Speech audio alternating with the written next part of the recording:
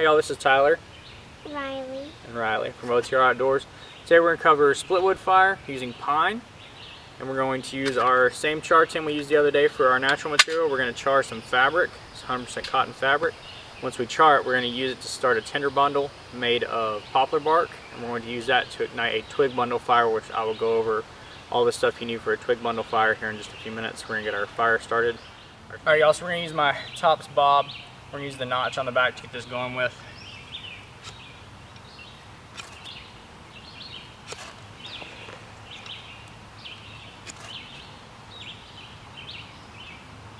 Starting to go.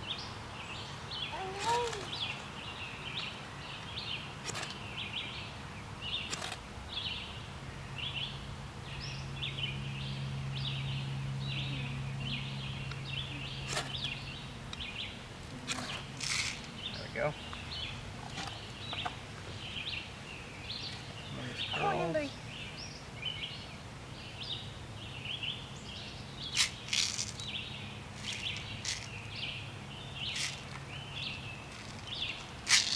Just wanted to smolder on me. It might still be a little damp. Get this thing going again.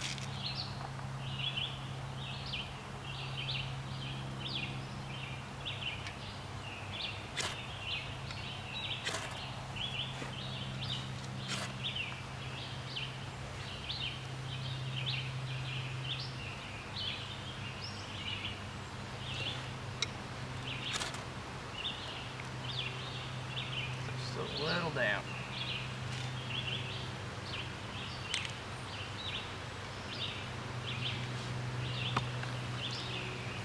Grab some of our pencil-sized stuff here. I don't put it out by dropping it.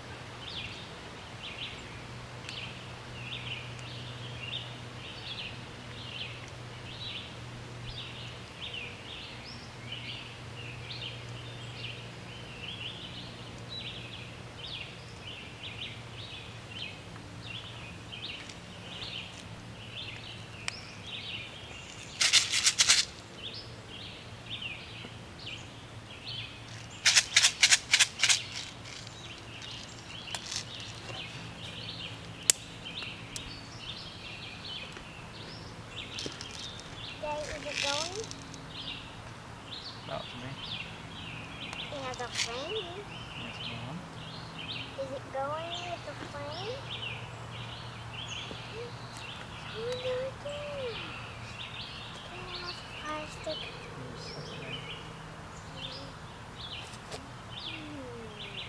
Not my day today, guys. It wants to stay balanced.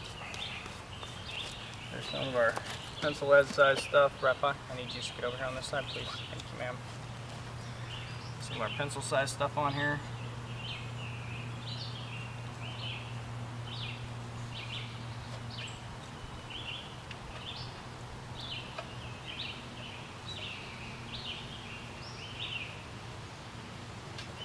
I'm gonna do a little bit of a teepee style, that way I can get my char box in there here in just a second. I've got a slot I can slide it into. What is this? Yes, ma'am.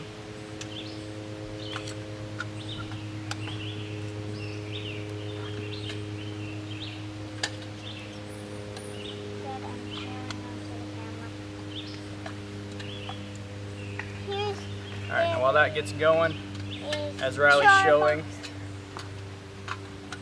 here's our char tin, same one we used the other day. Give me those fabrics over there, baby. Here you go. Can you hand them all to me, please? All I've taken is some 100% cotton cloth. And cut them into strips. We're going to put them in here. Yes, ma'am. We're going to put it in the fire.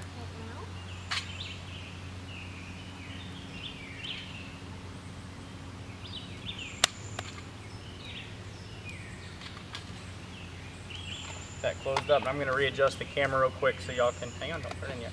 I'm going to readjust the camera real quick so y'all can show y'all where I'm putting this into the fire. Alright y'all, so that's all my prep that's left over. And we are definitely well above knee level on this fire now. And I have not added anything since I moved the camera. I just pulled it over here to the other side so you can kind of see what I'm doing with my tin. Alright, I can have the tin. we're going to take our tin, kind of slide it up here. And we're just going to put some pieces around it. And this is, like I said, it's the same one I used the other day.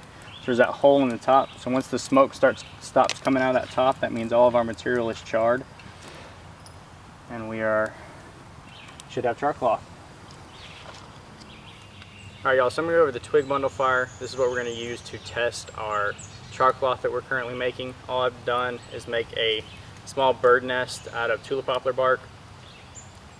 The other things you're going to need, if you're making just a regular twig fire, you don't have to have obviously the char cloth and the bird nest. You can do it with any tinder. You can use a lighter, matches, but you're going to need a piece of cordage. Remember, whatever cordage you use is going to get burned up, so I'm just going to use a piece of tulip poplar bark. You're going to take the first half and put the larger end away from you. So away from me, so the larger ends are towards y'all, and that's what you're going to do with the first half. And you want these kind of in an assorted size. You want your pencil lead size stuff, or your smaller than pencil stuff, your pencil stuff. And then a little bit bigger than pencil. You don't really want to go bigger than a pencil for a lot of this, because it is a twig bundle fire, so you really need to focus on your pencil lead or smaller than pencil and your pencil size stuff. So I'm just going to go through here and get all my stuff stacked, the larger end away from me, for half of the material that I have.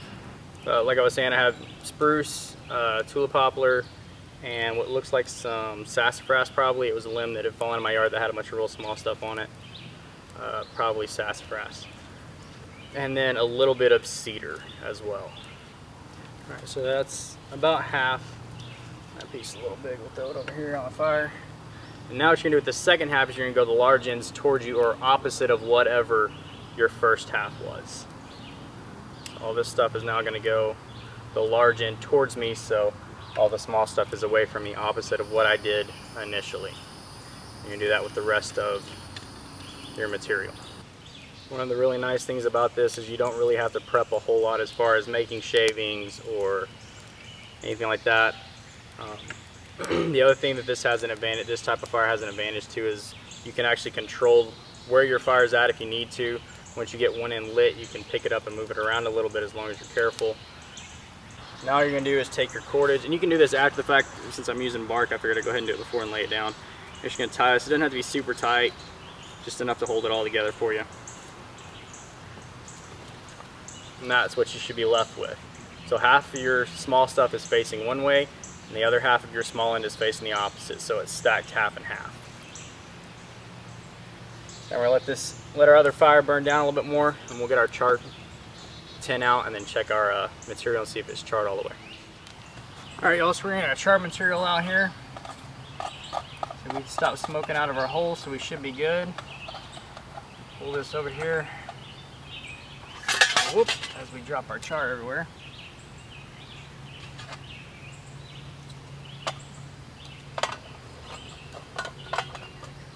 Set it up here and let it cool off the rest of the way.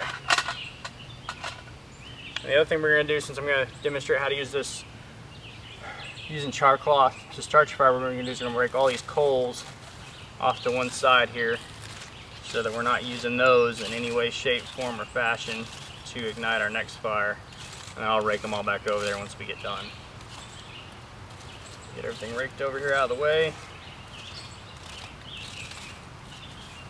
Off to one side.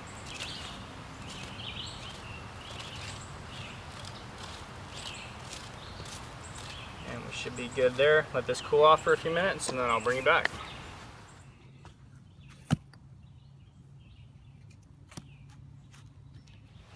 Alright y'all, so our box is cooled off. I reach in here, everything looks pretty good.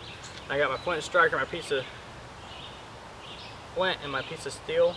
We're going to take a piece of this char cloth and kind of fold it up on itself. Set it on top of our rock where we got a decent edge. Try and get a spark to land on it. We got our tinder bundle right here.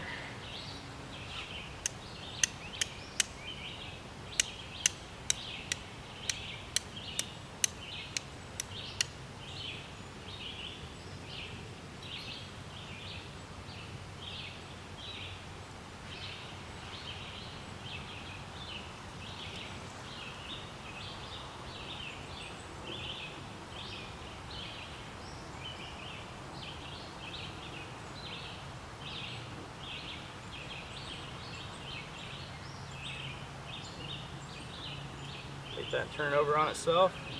I've got a platform of just a piece of bark and a brace here.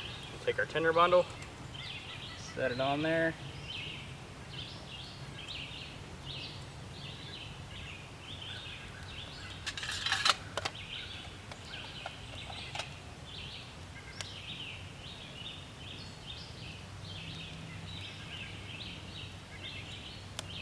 As you can see, we're going, so this allows you to move your fire around some if you need to.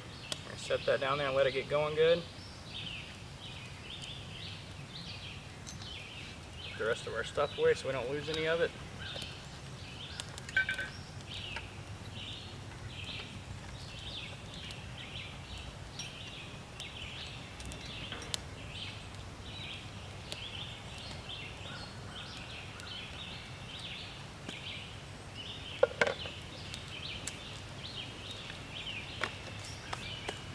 There you go, I mean, that's already at about chest level for me or so that's definitely well above knee height there.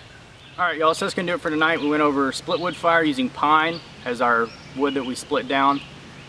Cedar bark as our tinder to start our fire with. Then we made char cloth, and then we used our char cloth to ignite a bird nest made of tulip poplar.